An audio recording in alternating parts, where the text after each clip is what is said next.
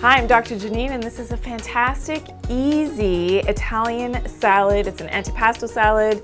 You are gonna love it. So first we're gonna mix our dressing. We have some olive oil, great for our polyphenols, for that antioxidant effect. We have some lemon juice.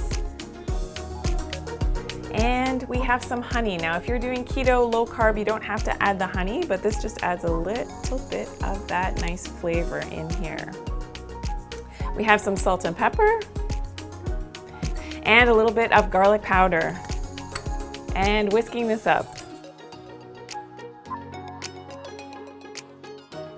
And now we'll mix our main ingredients. So we have some black olives, some cherry tomatoes that are sliced in half, some mini bocconcini cheese, and some fresh basil, and adding in our salami.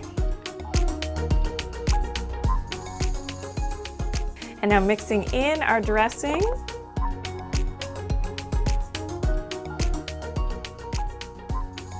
And letting this all come together and nicely incorporated.